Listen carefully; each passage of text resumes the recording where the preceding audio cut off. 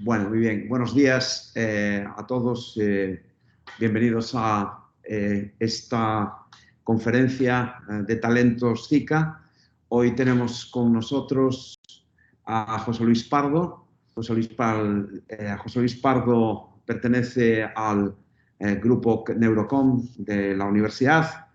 Es doctor por la Universidad de Santiago, donde realizó su tesis y la defendió en el año 2008. Una tesis en la que trató sobre el papel de la corteza premotora central en la toma de decisiones. Su director de tesis fue el doctor Carlos Acuña Castroviejo.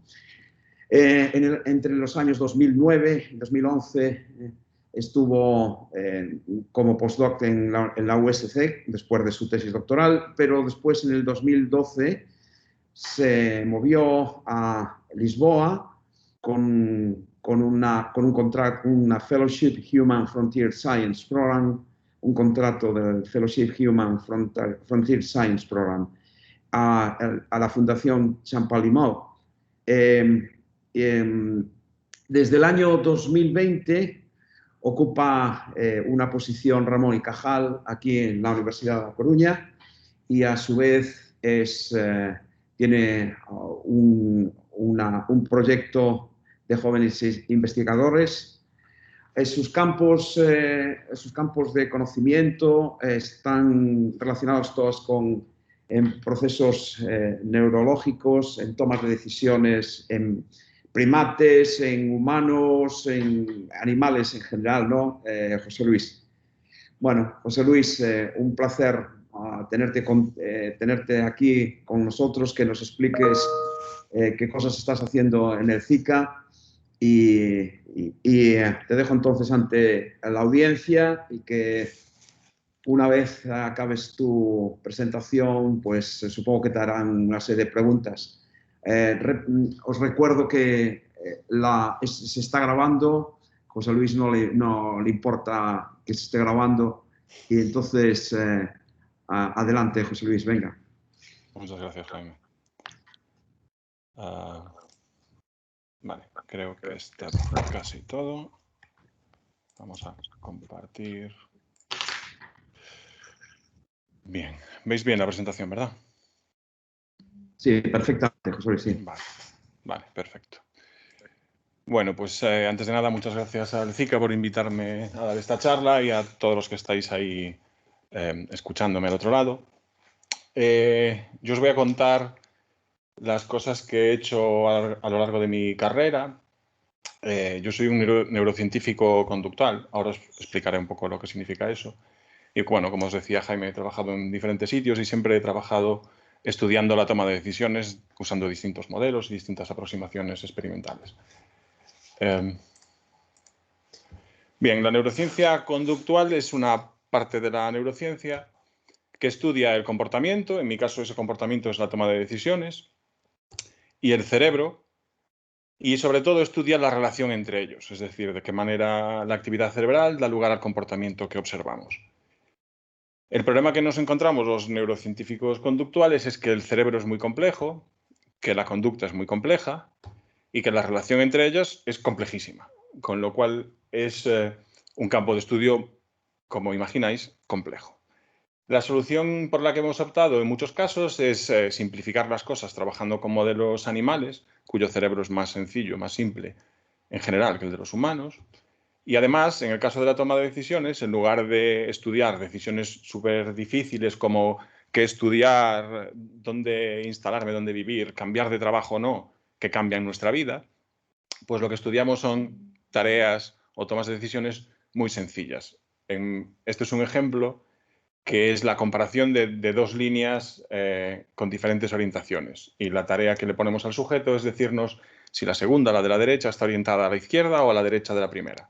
Y eso es una decisión perceptiva, que depende fundamentalmente de la información sensorial que nosotros le damos al sujeto que ha de decidir.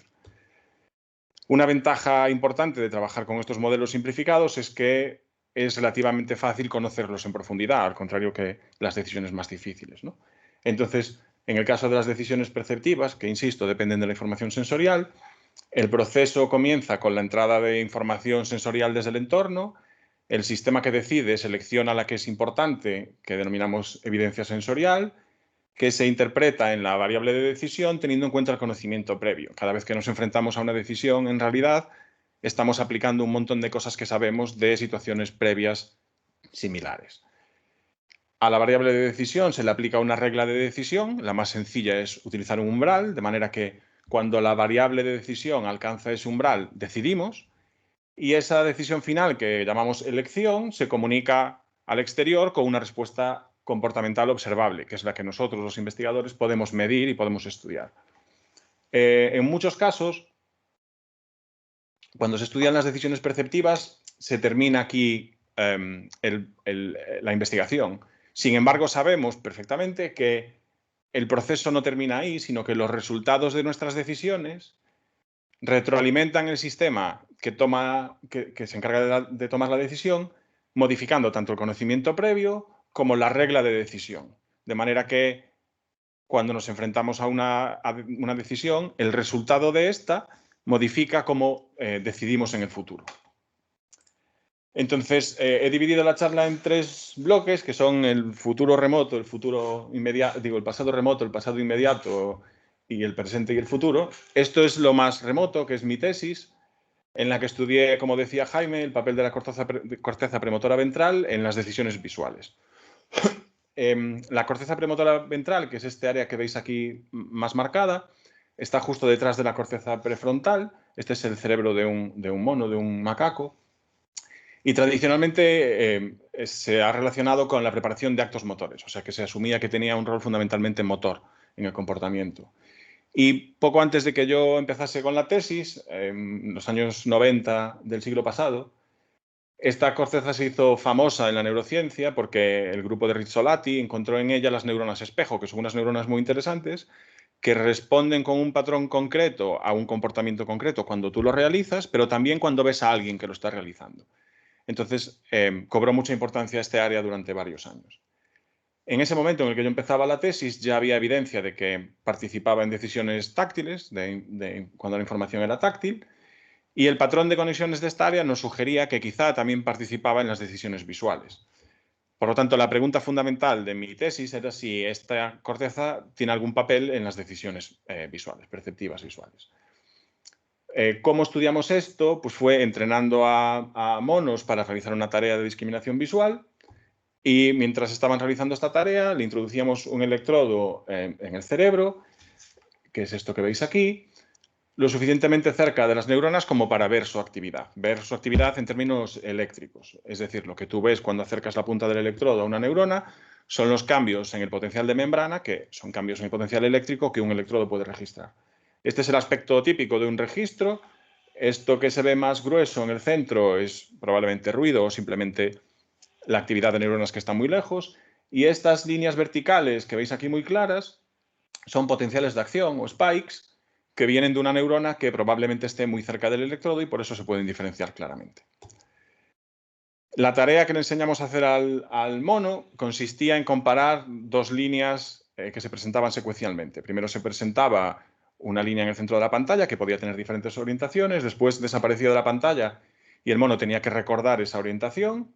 A continuación se presentaba la segunda línea que podía estar orientada hacia la derecha o hacia la izquierda de la primera y el mono aquí tiene que recordar la orientación del S1, codificar la orientación del S2, comparar estas 2 orientaciones y decidir. Y después, con un movimiento ocular, indicarnos si consideraba que la segunda línea estaba orientada a la izquierda o a la derecha de la primera. Utilizamos diferentes orientaciones, tanto para el primer estímulo como para el segundo, de manera que el mono no podía predecir qué íbamos a presentarle. Entonces, volviendo al gráfico a esta explicación de cómo funciona el esquemita de cómo funciona la toma de decisiones, lo primero que hicimos fue ver si estos componentes o estos elementos del proceso de decisión estaban representados en la actividad en la corteza premotora ventral. En este gráfico el eje X es el tiempo y en el eje Y es el número de neuronas que codifican diferentes cosas de la decisión. Esas cosas, en verde sería la orientación del primer estímulo, en rojo la comparación del primer estímulo y el segundo, y en azul el resultado de esa comparación. Es decir, si el mono consideraba que el estímulo estaba a la izquierda o a la derecha, que el segundo estímulo estaba a la derecha o a la izquierda del primero. Entonces, lo que vemos en este gráfico es que hay neuronas desde que presentas el S1 codificando la orientación de ese estímulo, y el número máximo de neuronas que te dan esta información está cuando presentamos el S2, que es cuando esa información es útil, el periodo de comparación, ¿no? El periodo en el que esa información se utiliza para comparar y después decidir. También hay neuronas durante el S2 que codifican esa comparación, es decir, hay una gradación en la respuesta que te dice cómo de diferente es el S2 con respecto al S1, y después, finalmente, tenemos muchísimas neuronas, muchas más que de las dos que os acabo de describir, que lo que hacen es codificar si el S2 está orientado a la derecha o a la izquierda del S1, es decir, la elección final del mono. Estas neuronas tienen una respuesta binaria, o responden a una o responden a otra. Por lo tanto, estos tres elementos sí están representados en la actividad de la corteza premotora ventral. Como había tantas neuronas relacionadas con la decisión, que además es una variable binaria y por lo tanto es más fácil de estudiar que otras que tienen más niveles, profundizamos más en cómo representan las neuronas estas decisiones del mono. Aquí os represento un raster, que es un gráfico en el que representamos, primero, estas líneas negras verticales son potenciales de acción de la neurona, es decir, respuestas de la neurona. Y cada una de estas filas es un ensayo, es decir, que aquí tenemos un montón de ensayos en los que el estímulo estaba a la izquierda, el segundo estímulo estaba a la izquierda del primero, y aquí un montón de ensayos en los que estaba a la derecha. Estos puntos rojos y azules indican cuando el mono indicó cuál era su elección, cuando dio la respuesta conductual. Básicamente lo que se ve aquí es que esta neurona responde cuando el estímulo está a la izquierda, pero no cuando está a la derecha. Y esta respuesta es claramente diferente, no es una pequeña diferencia. En el promedio veis esa diferencia bestial. Y aquí lo que represento es ese análisis más complejo que os decía que se puede hacer con variables binarias, que lo que hace es decirte cuánto se solapan las respuestas neuronales en una condición con las respuestas neuronales de la otra condición. Los valores próximos a 0,5, como estos de aquí, significan que las respuestas para las dos condiciones están solapadas, de manera que no puedes diferenciarlas. Mientras que valores próximos a 0 o a 1 te indican que la diferencia entre esas distribuciones es total, de manera que en cada ensayo puedes saber qué va a decidir el mono solo mirando la actividad neuronal. Y eso es lo que pasa aquí, que los valores llegan a niveles muy próximos a 1, de hecho llegan a 1, lo que significa que de forma perfecta tú puedes predecir cuál va a ser el comportamiento del mono 500 milisegundos después mirando solo a la actividad de una neurona. Y este es un ejemplo que se ve fatal, no tengo muy claro por qué. Bueno, este es un ejemplo de una neurona que hace lo contrario, o sea, que prefiere las decisiones a la derecha y las prefiere claramente. O sea, responde mucho más para ensayos a la derecha que para ensayos a la izquierda.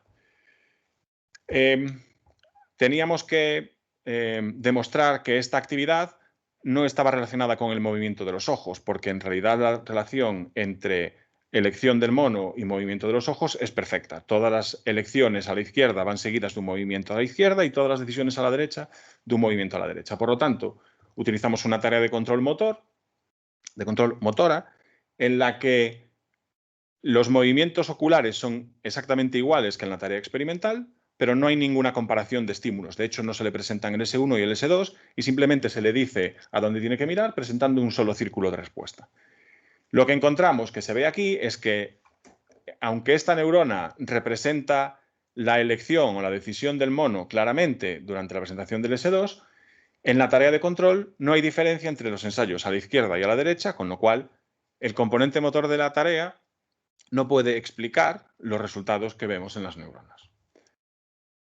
Como os decía al principio de todo, el proceso de decisión no termina cuando el mono elige, sino que el resultado de las decisiones influye en el comportamiento futuro.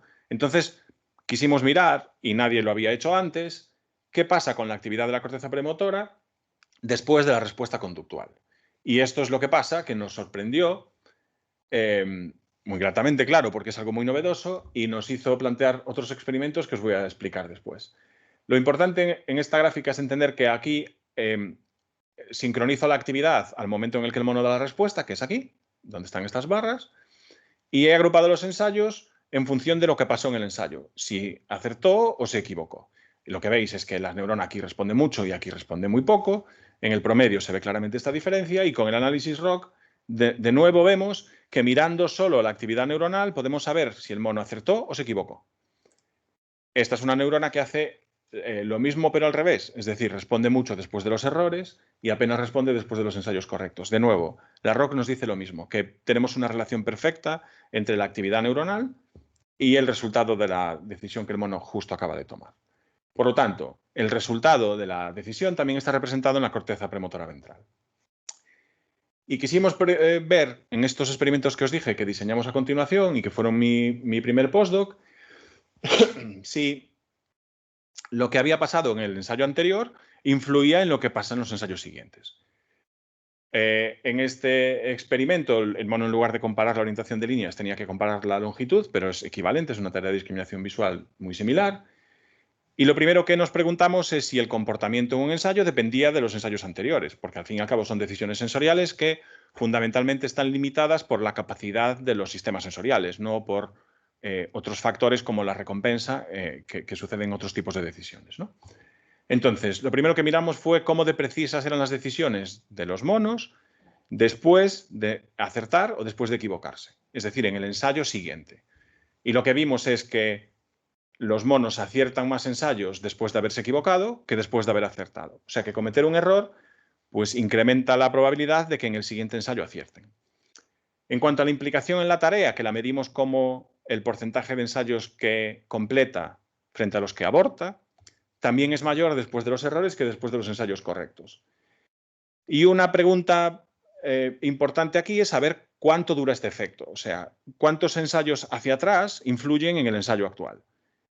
Lo que encontramos es que el ensayo N-2 ya no influye en el ensayo N, ni en la precisión de las decisiones, ni en la implicación en la tarea. No hay diferencias significativas entre haber cometido un error 2 ensayos antes o haber hecho un acierto.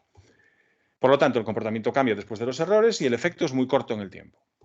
La siguiente pregunta lógica es, ¿qué pasa con la actividad de la corteza premotora ventral? ¿También cambia en función de lo que pasó en ensayos anteriores? De nuevo, para nuestra sorpresa, aunque ahora ya es menos sorpresa porque lo habíamos hipotetizado, habíamos dicho que quizá participaba en esto, las neuronas de la corteza premotora ventral responden de forma diferente durante el ensayo N en función de lo que pasó en el ensayo N-1. Aquí veis lo que pasa en un ensayo después de haber acertado y aquí después de haberse equivocado. Las respuestas son claramente diferentes. Los promedios nos muestran lo mismo, el análisis ROC también nos demuestra que esto es significativo y hay neuronas que prefieren los ensayos post-correctos y hay neuronas que prefieren los ensayos post-error. Entonces, podemos concluir que la actividad neuronal en el ensayo N depende del resultado en el ensayo N-1. ¿Cuánto dura este efecto a nivel neuronal? Ya vimos que a nivel conductual dura simplemente un ensayo. Pues a nivel neuronal, esto es lo que pasa, el recuento de neuronas que se preocupan de qué pasó en el ensayo anterior, y esto es el promedio del análisis ROC, que demuestra que hay una población que claramente responde diferente después de correctos y después de incorrectos, pero si miramos a lo que pasa en el ensayo N-2, ya no tenemos esto, de manera que lo que hacen las neuronas de la corteza premotora ventral sigue al comportamiento, lo cual es un indicio de que tienen alguna relación con ese comportamiento. Por lo tanto, como sucede con el comportamiento, el efecto, solo dura un ensayo. Las conclusiones de todo esto que os acabo de contar es que la corteza premotora ventral participa en varios de los elementos del proceso de decisión cuando éste se basa en información visual, que después de la decisión las neuronas de la corteza premotora ventral representan el resultado correcto o incorrecto de estas decisiones, que el resultado de las decisiones afecta al comportamiento futuro y que la actividad neuronal también traslada información de un ensayo a los ensayos siguientes. Y ahí termina mi trabajo de doctorado y el primer postdoc. Y ahora os voy a contar, también está relacionado con lo anterior, porque también usamos tareas de decisión perceptiva, pero es un poco diferente porque es otro modelo animal, en este caso es en ratas, y además la tarea es auditiva en lugar de visual. Y lo que hicimos fue utilizar la localización del sonido en ratas para intentar entender la ley de Weber. Así que lo primero, lo lógico es deciros que es la ley de Weber, que es una ley psicofísica, lo que simplemente significa que intenta relacionar las características físicas de los estímulos con la sensación que producen, con la percepción o con la experiencia subjetiva que provocan. Es una ley que tiene casi 200 años y que después de probarla en muchas especies y en muchas modalidades sensoriales, se ha visto que en todas se cumple esta ley. Por lo tanto, es una ley muy general, tanto a lo largo de diferentes modalidades sensoriales como en distintas especies. Y la ley simplemente dice que el cambio que se percibe en un estímulo es proporcional a la intensidad del estímulo. Creo que con un ejemplo se entiende mejor lo que significa esto. Y este ejemplo tiene que ser bueno porque es el mismo que utilizan en Wikipedia, o sea que tiene que ser bueno. El caso es que si en esta figura os pregunto si hay más puntos en el recuadro de la izquierda o en el de la derecha, lo más probable es que me podáis decir muy rápidamente que hay más puntos en el de la derecha, porque de hecho hay el doble. En esta hay 10 y en esta le he añadido otros 10, de manera que tenemos 20 y es claramente diferenciable. Sin embargo, si os pregunto en cuál de estos recuadros hay más puntos, si en el de la izquierda o en el de la derecha, estoy convencido de que os va a costar mucho más. La diferencia, en términos absolutos, es la misma. Hay 10 puntos más a la derecha que a la izquierda. Pero en este caso solo representan un 10%, un incremento del 10%, porque hay un total de 100 puntos aquí y 110 aquí. De manera que si yo quisiera que resolvieseis esta tarea con la misma facilidad que esta, tendría que hacer esto, que es presentaros 100 puntos a la izquierda y 200 puntos a la derecha. Porque lo que importa para que estas dos comparaciones sean equiparables es la relación entre el cambio y la intensidad. Esto es un cambio de un 100% con respecto a la intensidad y esto es un cambio de un 100% con respecto a la intensidad. O sea que eso es la ley de Weber.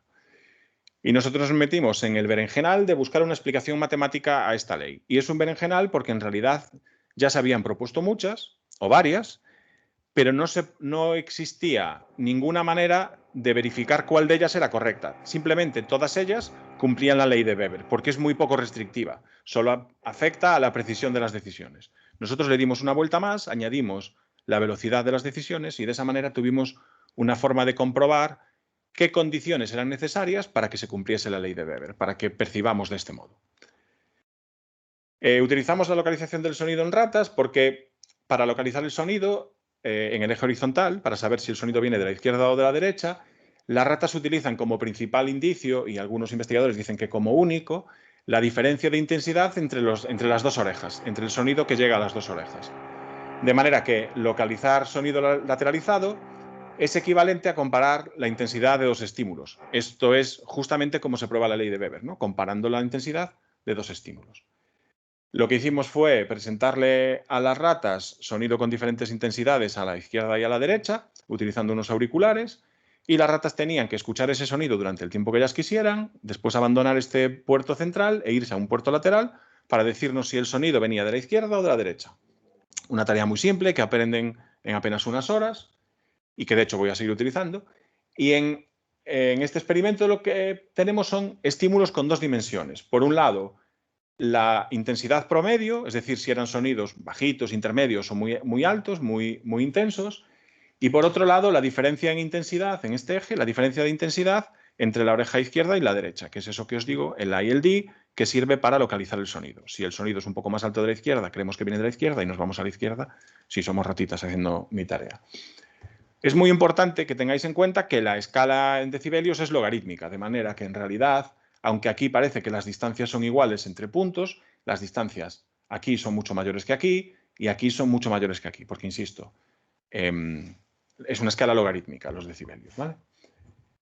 Entonces decimos que se cumplirá la ley, por eso de que son logarítmicos, que es una escala logarítmica, se cumplirá la ley de Weber si las ratas resuelven igual la tarea para las diferentes intensidades promedio, ¿vale?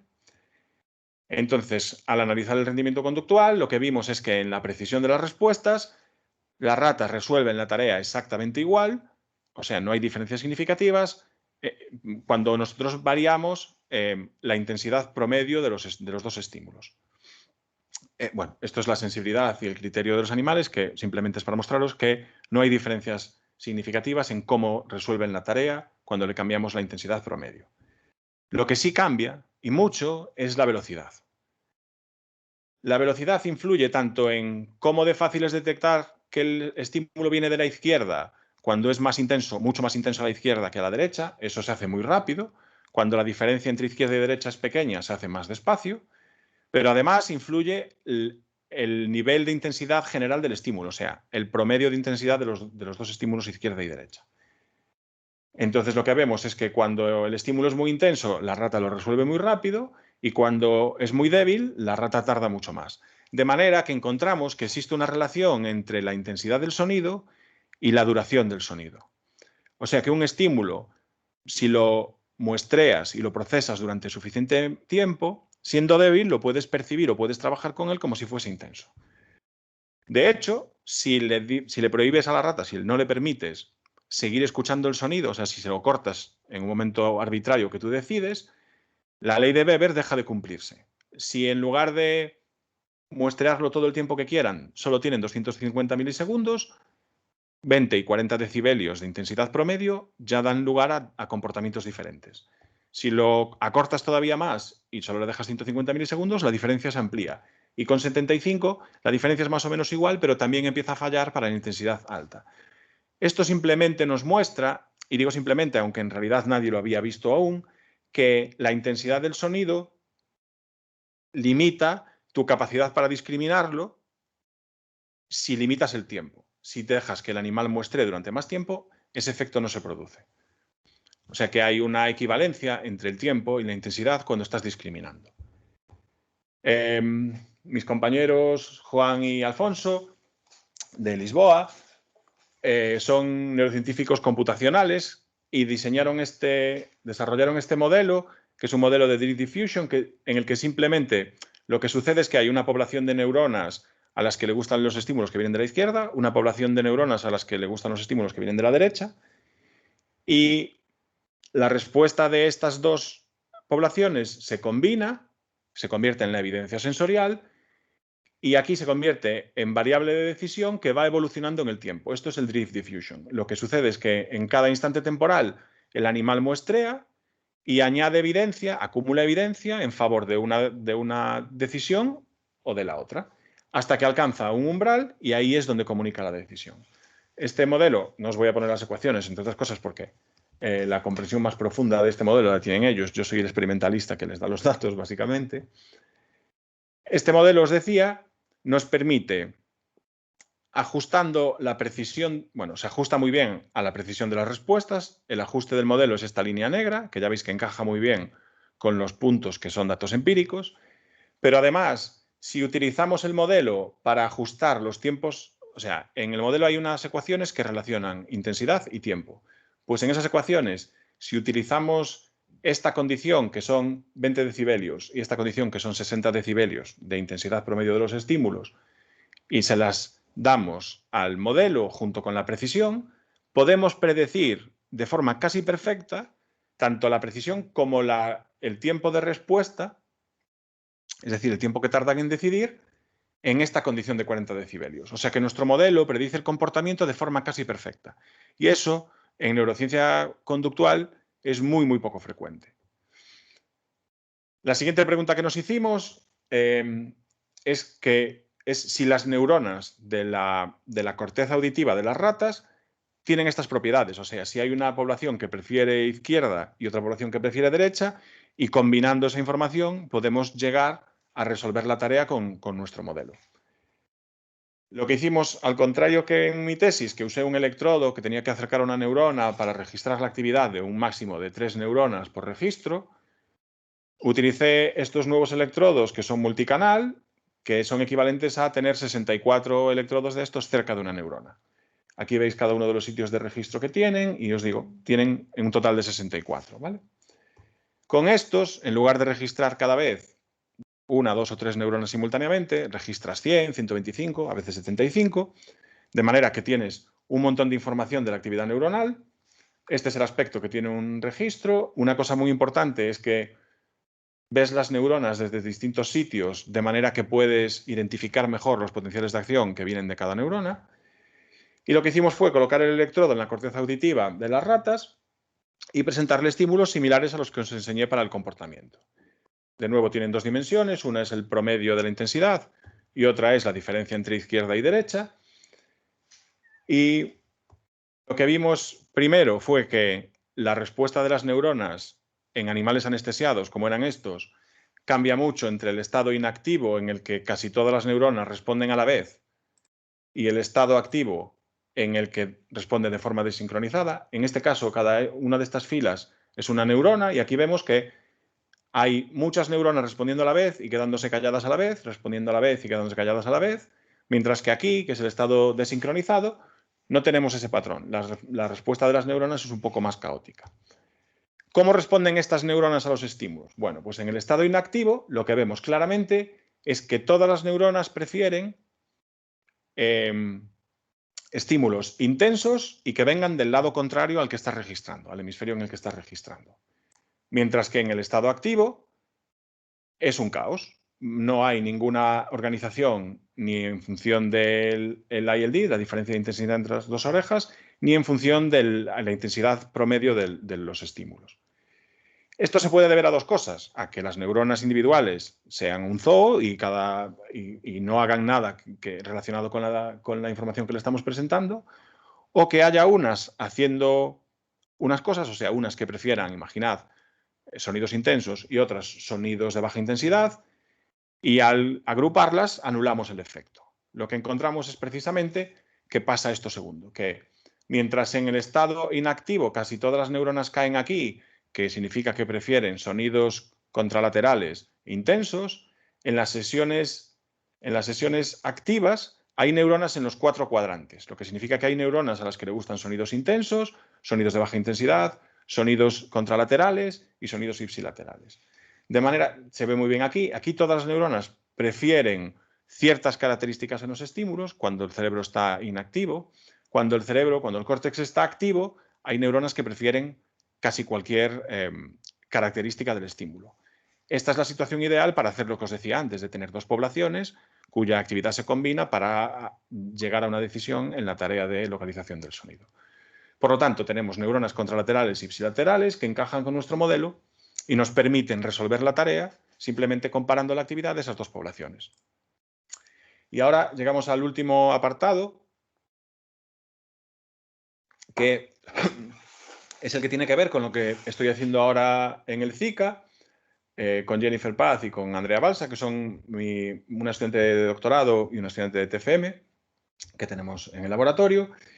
Y es un proyecto, como os decía Jaime, financiado por el Ministerio, que se titula Alimentación y funcionamiento cognitivo. Tomamos peores decisiones por tener demasiada comida, demasiado fácil de conseguir. La idea general de este proyecto yo creo que está bien reflejada en esta gráfica muy sencilla, en esta figurita muy sencilla, que es que si los animales tienen la comida muy disponible o completamente disponible, como es el caso habitualmente en los laboratorios, y muy accesible, además de que van a estar más gordas, van a tener sobrepeso con respecto a otros animales y animales salvajes, básicamente su cerebro va a estar pensando en descansar y en mantener su vida sedentaria. Mientras que si tenemos a los animales con menos comida y que tienen que ganarse el acceso a esa comida, pues su cerebro estará planteándose cómo conseguir esa comida. Y además, pues como veis, estarán más delgadas. Lo que yo quería saber es cómo influyen los cambios en el entorno, desde nuestro entorno evolutivo hasta nuestro entorno actual, en términos de alimentación, que son muy claros. De hecho, en nuestro entorno evolutivo teníamos comida escasa y teníamos que hacer esfuerzo para conseguirla. Y como resultado de esto tenemos mecanismos fisiológicos para conseguir comida que son fuertes, rápidos y redundantes, mientras que los mecanismos para dejar de comer son débiles y lentos. ¿Y cuál es el contexto actual? ¿Cuál es el entorno actual? Pues es un contexto caracterizado por comida abundante, rica en grasas, en azúcares y en la que hay superestímulos, que son alimentos a los que no sabemos decir que no aunque estemos saciados, y además está caracterizada por el sedentarismo. Como resultado de estas dos cosas, de este desequilibrio en los mecanismos para conseguir comida y los mecanismos para dejar de comer, y estar en un entorno en el que hay comida abundante y fácil de conseguir, lo que tenemos en nuestras poblaciones, sobre todo en las sociedades desarrolladas, es sobrepeso y obesidad con prevalencias que en algunos casos llegan al 50% y en Estados Unidos, por ejemplo, lo supera.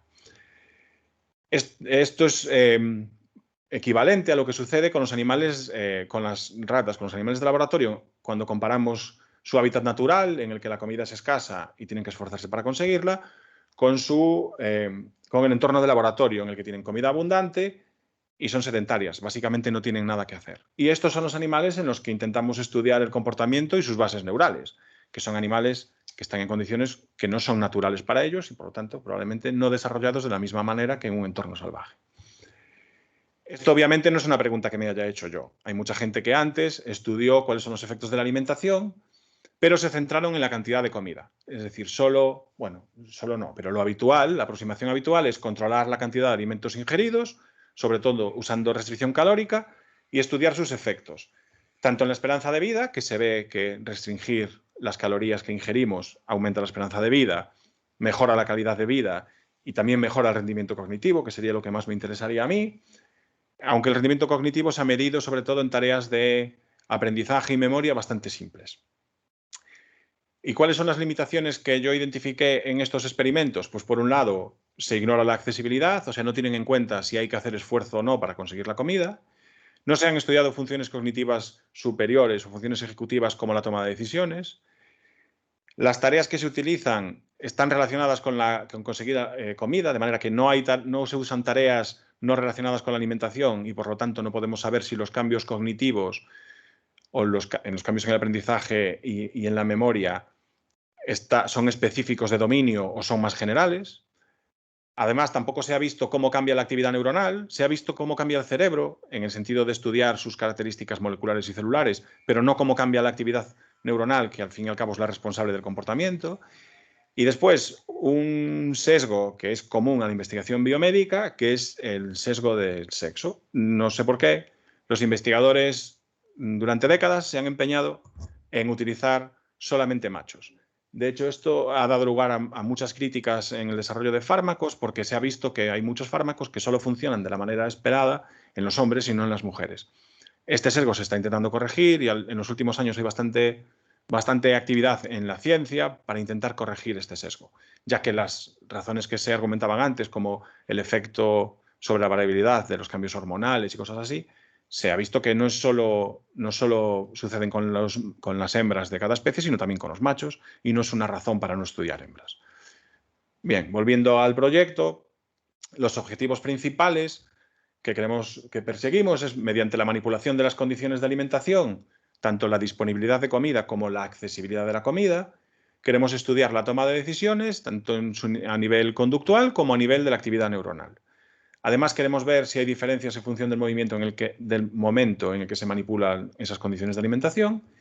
Y queremos ver si esas diferencias dependen del sexo, qué cosas son comunes a los dos sexos y qué cosas son diferentes. Nuestra hipótesis es que tener una baja disponibilidad y baja accesibilidad de comida da lugar a más episodios de aprendizaje y exploración del entorno, con lo cual mejoraremos el desarrollo del sistema de recompensa o sistema mesolímbico dopaminérgico, y esto dará lugar a un incremento del rendimiento en la toma de decisiones. El diseño experimental, simplemente os voy a explicar que consiste en manipular esas condiciones de alimentación a lo largo de toda la vida de los animales, desde los 3 meses hasta los 23, y periódicamente hacer sesiones conductuales y sesiones de registro de la actividad neuronal, con 4 grupos distintos, que son la combinación de alta y baja disponibilidad y accesibilidad de comida, y un segundo experimento en el que las condiciones se van a mantener desde los 3 hasta los 19 meses, y aquí se van a invertir para ver, pues lo que os decía antes, de cómo influye el momento en el que cambias o en el que manipulas el acceso a comida, tanto en el rendimiento como en la actividad neuronal relacionados con la toma de decisiones. Para esto vamos a utilizar 2 tareas. En primer lugar, una de decisiones basadas en el valor, que consiste en que las ratas aprendan cuál es la relación entre distintas alternativas de conducta, distintas alternativas de respuesta y distintos tamaños de recompensa. Esto ya lo estamos probando ahora con Jennifer y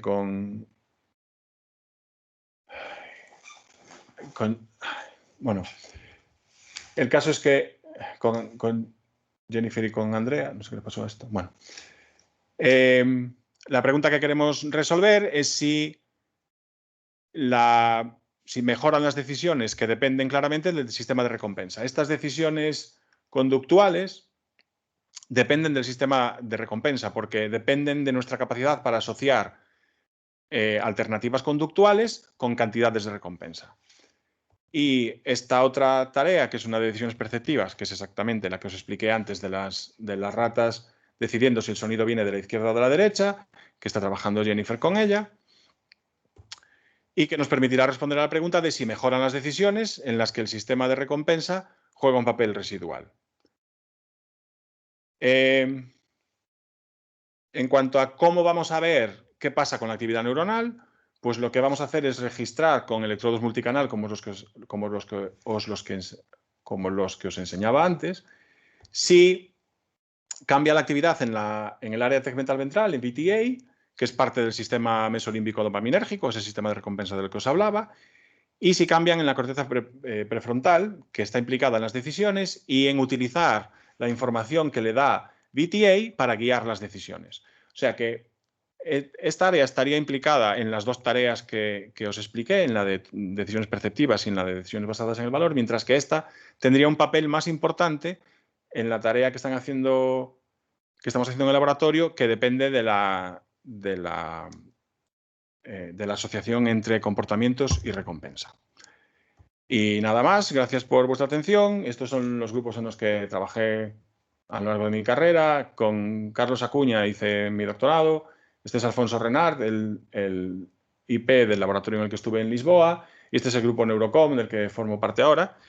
Y también quiero darle las gracias a Jennifer y Andrea, que son las dos personas que están sufriendo lo que significa empezar un laboratorio y trabajar desde cero, incluso construyendo el material para hacer los experimentos. Muchísimas gracias, José Luis.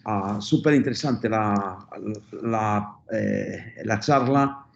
Desde luego, hay muchas cosas que la gente con la que trabajamos en otros campos no nos podemos ni imaginar que sois capaces de hacer. Antes de pasar a las preguntas, me gustaría hacer un recordatorio a todos, aprovechando que os tengo ahí, en la próxima Happy Hour, que va a ser